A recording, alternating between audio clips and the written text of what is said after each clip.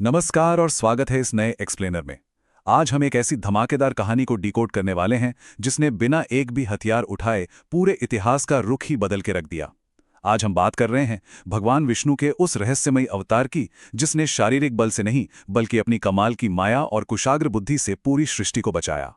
एक ऐसी स्थिति की कल्पना कीजिए, देवता पूरी तरह हार चुके हैं, स्वर्ग हाथ से निकल चुका है और ब्रह्मांड की सबसे शक्तिशाली चीज यानी अमृत असुरों के कब्जे में है।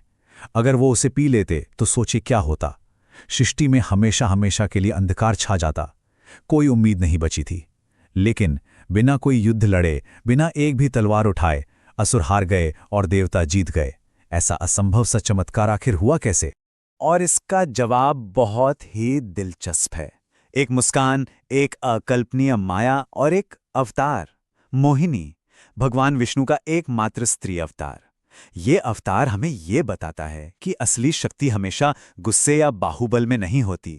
कभी कभी ब्रह्मांड के सबसे बड़े संकटों को सिर्फ गहरी बुद्धि और एक अद्भुत माया से भी सुलझाया जा सकता है। अब यहाँ एक बात गौर करने वाली है। जब हम विष्णु जी के 10 मुख्य अवतारों की बात करते हैं ना, जैसे राम, कृष्ण, वरा या नरसिंह, तो दशावतार में मोहिनी का नाम सीधे तौर पर नहीं आता। लेकिन हमारे प्राचीन ग्रंथों जैसे भागवत पुराण और महाभारत में इनका बहुत ही गहरा उल्लेख मिलता है। असल में मोहिनी विष्णु जी का वो रूप है जो उन्होंने तब धारण किया जब हालात पूरी तरह से बिगड़ चुके थे, जहां सीधे ताकत से काम बन ही नहीं सकता था। तो चलिए इस कथा की गहराई में चलते हैं और शुरुआत करते हैं उस सबसे मशहूर घटना से जिसके बारे में आपने सुना ही होगा, समुद्र मंथन और अमृत की रक्षा। ये वो महाघटना थी जिसने पूरे ब्रह्मांड की दिशा ही बदल कर रख दी। अब देखिए कि घटनाक्रम कितनी तेजी से बदलता है। महर्षि दुर्वासा ने देवराज इंद्र को एक दिव्य हार दिया जिसका इंद्र ने लापरवाही में अपमान कर दिया। नतीजा क्या हुआ? दुर्वासा का भयंकर श्राप। इसके बाद स्वर्ग का पतन हो गया और असुरों ने वहां कब्जा कर लिया। अब देवताओं को अपना वैभव वापस चाहिए था, तो उन्हें मजबूरन अपने दुश्मनों यानी असुरों के साथ मिलकर क्षीर सागर का मंथन करना पड़ा। इस मंथन से पहले भयंकर हलाहल विष निकला जिसे भगवान शिव ने पिया और आखिरकार धन्वंतरी वैद्य अमृत का कलश लेकर प्रकट हुए। पर यहां देखिए, जैसे ही कलश निकला असुरों ने झपटकर उसे छीन लिया। यहां दोनों स्थितियों का अंतर देखिए, बहुत ही कमाल का है। एक तरफ असुर हैं जिनके बीच अमृत के लिए भारी लालच और हाहाकार मचा हुआ है, एकदम अराजकता का माहौल। और तभी अचानक मोहिनी प्रकट होती हैं। उनकी उपस्थिति में एक ऐसी अद्भुत शांति थी, घुंघरूओं की ऐसी झंकार थी कि उनके रूप और मुस्कान ने उस पूरे शोर शराबे को एक पल में शांत कर दिया। असुर अपनी सारी ताकत, सारी चालबाजी भूल गए और पूरी तरह से मंत्रमुग्ध हो गए। फिर मोहिनी ने असुरों के सामने एक शर्त रखी। कहा कि मैं जैसे भी अमृत बांटूंगी, कोई सवाल नहीं करेगा। असुर इतने सम्मोहित थे कि खुशी खुशी मान गए और इस तरह मोहिनी ने बड़ी चतुराई से सारा अमृत देवताओं को पिला दिया। लेकिन राहु नाम का एक असुर थोड़ा ज्यादा ही चालाक निकला। उसने भेष बदला, देवताओं की कतार में बैठा और अमृत का एक घूंट पी लिया। पर सूर्य और चंद्रदेव ने उसे तुरंत पहचान लिया और तभी न्याय करते हुए भगवान विष्णु ने अपने सुदर्शन चक्र से राहु का सिर धड़ से अलग कर दिया। छल से मिला फल चैन नहीं देता। एक पल के लिए इस बात पर विचार कीजिए। राहु ने अमृत तो पा लिया, लेकिन वो हमेशा के लिए 2 हिस्सों में बट गया, राहु और केतु। उसे अमरता तो मिल गई, लेकिन खुशी और शांति कभी नहीं मिली। ये इस घटना की एक बहुत बड़ी सीख है कि जो चीज धोखे से हासिल की जाती है वो कभी सुकून नहीं लाती। खैर, चलिए अब आगे बढ़ते हैं और देखते हैं कि ये माया वास्तव में कितनी शक्तिशाली हो सकती है। ये कहानी है भस्मासुर की, एक ऐसा लालच से भरा असुर जिसने भगवान शिव की घोर तपस्या की और ये वरदान पा लिया कि वो जिसके भी सिर पर हाथ रखेगा वो तुरंत भस्म हो जाएगा। अब इसका अहंकार देखिए। वरदान मिलते ही ये असुर खुद भगवान शिव पर ही इसका इस्तेमाल करने के लिए उनके पीछे दौड़ पड़ा। पूरे ब्रह्मांड में हड़कंप मच गया कि स्वयं महादेव को एक असुर से बचने के लिए वनों में भटकना पड़ रहा है। जब ऐसा संकट सामने आया तो विष्णु जी फिर से मोहिनी के रूप में भस्मासुर के सामने आए और इस बार उन्होंने पेश की एक नृत्य की चुनौती। ध्यान से सुनिए क्या हुआ। सबसे पहले मोहिनी ने एक विशेष मुद्रा बनाई।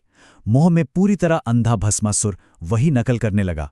फिर नृत्य की धुन में खोकर मोहिनी ने अपना हाथ अपने ही सिर पर रख लिया और बिना एक क्षण सोचे भस्मासुर ने भी बिल्कुल वही किया।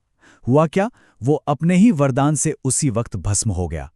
मोहिनी ने कितनी खूबसूरती से उसके अहंकार को ही उसका सबसे बड़ा हथियार बना दिया, है ना अद्भुत। अब यहां हमारे दिमाग में एक बहुत ही दिलचस्प सवाल आता है, क्या ये माया सिर्फ असुरों या राक्षसों पर ही काम करती थी, या फिर मोहिनी जी की ये अलौकिक माया इतनी तीव्र थी कि इसका असर स्वयं भगवान शिव पर भी हो सकता था? सोचकर देखिए। हमारे स्रोतों के अनुसार जब समुद्र मंथन खत्म हुआ तो भगवान शिव के मन में एक भारी जिज्ञासा उठी। वो उस मोहिनी रूप को देखना चाहते थे जिसने पूरे असुर कुल की सुध-बुध उड़ा दी थी। जब विष्णु जी ने फिर से वो रूप धारण किया तो स्वयं महाकाल, जो अपनी तीसरी आंख से पूरी सृष्टि को भस्म कर सकते हैं, वो भी एक पल के लिए इस रूप से गहराई से प्रभावित हो गए। ये बात साफ कर देती है कि मोहिनी की माया कोई छोटा मोटा जादू नहीं थी, बल्कि ये सृष्टि की सबसे शक्तिशाली ऊर्जाओं में से एक थी, जिससे कोई अछूता नहीं रह सकता। और इसका परिणाम था हरिहर। हरि यानी विष्णु और हर यानी शिव, दोनों की संयुक्त ऊर्जा। शास्त्रों में बताया गया है कि मोहिनी रूप के प्रति शिव के इस क्षणिक आकर्षण से जो दिव्य तेज पृथ्वी पर गिरा, उसी से भगवान अयप्पा का जन्म हुआ। दक्षिण भारत में उनकी पूजा बेहद गहरी आस्था के साथ की जाती है। ये सच में एक अनोखा क्षण था, जहां दो सर्वोच्च शक्तियों के मिलन से एक नए देवता का प्राकट्य हुआ। आइए अब अपने इस विश्लेषण को एक ऐसी दिशा में ले चलते हैं जो थोड़ी मार्मिक है, गहरी भावनाओं से भरी हुई है। समय है महाभारत के युद्ध से ठीक एक रात पहले का। कुरुक्षेत्र के मैदान में माहौल बेहद गंभीर था। पांडवों को अपनी जीत पक्की करने के लिए एक महायज्ञ करना था, और इस यज्ञ के लिए एक वीर योद्धा के स्वैच्छिक बलिदान की जरूरत थी। उस रात एक बहुत ही दिल तोड़ने वाली दुविधा सामने आई। अर्जुन के वीरपुत्र अरावण ने हंसते हुए इस बलिदान के लिए अपना नाम आगे किया, लेकिन उनकी एक आखिरी इच्छा थी। वो इस दुनिया से अविवाहित नहीं जाना चाहते थे। उन्हें बस एक रात के लिए एक विवाह चाहिए था। पर सबसे बड़ी उलझन, सोचिए, कौन सी स्त्री उस योद्धा से शादी करती जो अगली ही सुबह पक्के तौर पर मृत्यु को प्राप्त होने वाला था? कोई भी स्वेच्छा से एक दिन की विधवा क्यों बनना चाहेगी? ये एक ऐसा पल था जहां एक महान योद्धा अपने सबसे बड़े बलिदान से ठीक पहले बिल्कुल अकेला पड़ गया था। और ठीक उस वक्त उस वीर की ये पीड़ा सुनकर भगवान विष्णु एक बार फिर से मोहिनी के रूप में अवतरित हुए। जब अरावन ने पूछा कि तुम कौन हो, तो मोहिनी ने बड़ी कोमलता से जवाब दिया, मैं तुम्हारी होने आई हूं। जरा इसके पीछे की भावना को समझिए। परमेश्वर ने अपना रूप सिर्फ इसलिए बदला ताकि एक इंसान की, एक मरते हुए योद्धा की आखिरी इच्छा को सम्मान दिया जा सके। अगली सुबह जब अरावन का बलिदान हुआ तो मोहिनी ने एक पत्नी की तरह सच में उनके लिए विलाप भी किया। और आपको लगता होगा कि ये सिर्फ किसी पुरानी किताब के पन्नों में दर्ज कहानी है। जी नहीं, आज भी तमिलनाडु में कूथांडवर उत्सव बिल्कुल इसी कथा को याद करते हुए बेहद बड़े स्तर पर मनाया जाता है। हर साल हजारों लोग वहां जुटते हैं अरावन के उस महान बलिदान और भगवान की उस अनंत करुणा को सम्मान देने के लिए। मोहिनी का वो विलाप आज भी लोगों के दिलों में जीवित है। तो अगर हम आज के इस पूरे एक्सप्लेनर को समेटें तो मोहिनी अवतार के संदेश बिल्कुल शीशे की तरह साफ हैं।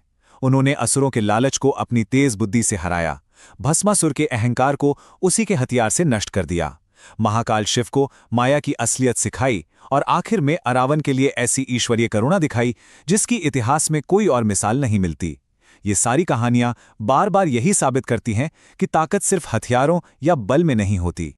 और इसी एक गहरे ख्याल के साथ हमारा आज का ये एक्सप्लेनर अपने अंत की तरफ आता है। बल, बुद्धि, माया या करुणा, इन सब में से आपके अनुसार सच्ची शक्ति आखिर क्या है? मोहिनी की ये आश्चर्य से भरी गाथा सच में सोचने पर मजबूर कर देती है ना? इस पर विचार जरूर कीजिएगा। आज के लिए बस इतना ही। आपसे जल्द मिलेंगे एक और नए और दिलचस्प विषय के साथ।